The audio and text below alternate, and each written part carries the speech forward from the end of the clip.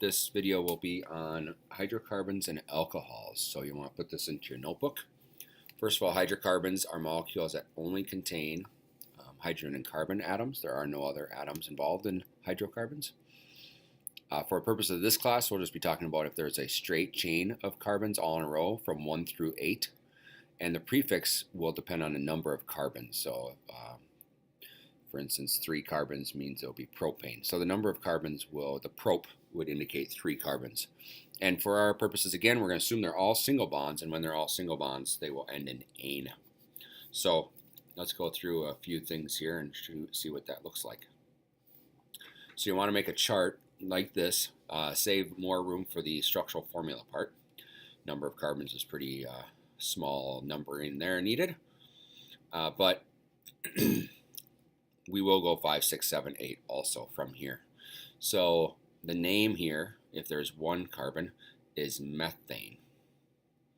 So the prefix is meth. And it really doesn't have anything to do with the fact that the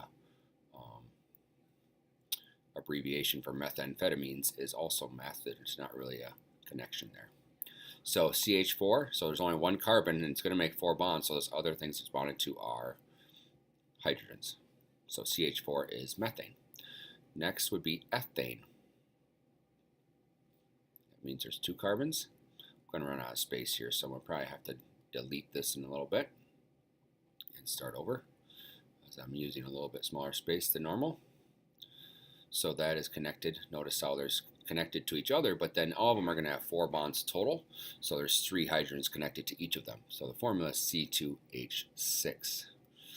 I can't erase things separately, so I'm going to erase the whole works right now and start at least some of it over. I'll probably move some things up here just for space purposes. This one's going to be fine. Propane, if there's 3 carbons, I'm going to put it up here actually, so I can put both the 3 and the 4 with plenty of room. So hydrogens here, filling in all the other bonds with hydrogens. So they are bonded to 3 carbons are bonded in a row, but they're going to make 4 bonds. So a total of 8 hydrogens will be attached. So this is C3H8. So propane would be found in gas grills or those little green canisters people take camping. And methane would have been found in natural gas, what we burn our Bunsen burners and what you burn. Many people have natural gas furnaces, or at our house we have a natural gas water heater, and it burns natural gas, which is mostly methane. Butane, I'm just going to draw the skeleton here, just the carbons, and then half of all these would be hydrogens also. So C4H10 would be our formula there. You may have noticed there's a trend here, or maybe not, that whatever the number of carbons, so just n number of carbons, to get the hydrogens, we take 2n plus 2 every time. So even if there was 60 carbons, it'd be 60 times 2, so 122 hydrogens would be attached. And the reason why for that, if you take a look at something like this, if you look at all the carbons here, there's 3 carbons, and they're all attached to 1 hydrogen, 1 on top and bottom, so that's where the 2n, 2 times the number of carbons, plus there's 1 on each end, so that's where the plus 2 comes from. So that would work for all of them. Some people remember that for naming these when we do these on a quiz. So those first 4 are meth, eth, prop, and bute. So it's a little different than our regular molecules where we had mono, di, tri, and tetra. So my memory device for meth, eth, prop, and bute is Mary eats pure butter. If that helps, great. If not, I would just forget that I said that. So here is pentane. Here is hexane. So the prefixes here kind of follow what we did with molecules, and then octane. So this will indicate how many carbons there are. So 1, 2, 3, 4, 5, and then all these other spots would be places where hydrogens would attach. Again, I'm not going to write them all out right now. C5H12.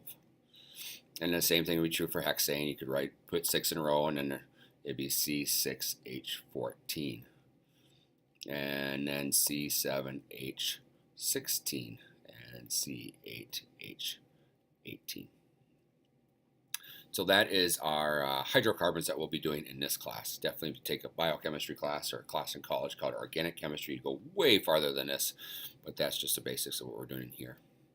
And then the last part of naming that we'll do in this class is alcohols. So what happens with an alcohol is one of the H's in a hydrocarbon we just talked about is replaced with an OH instead of just an H. And then instead of ending in ane, we're going to take off the E of that ane and put OL at the end. So here's an example. We have ethane that we just talked about becoming or compared to ethanol. That's an OL at the end, ethanol. So here's ethane.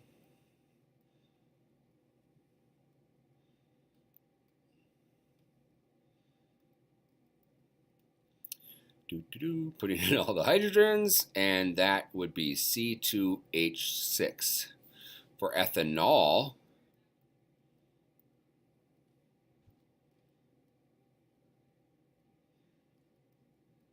we just pick one of these hydrogens. I'll just pick this one and put an OH there instead of just an H. So how would you write that formula?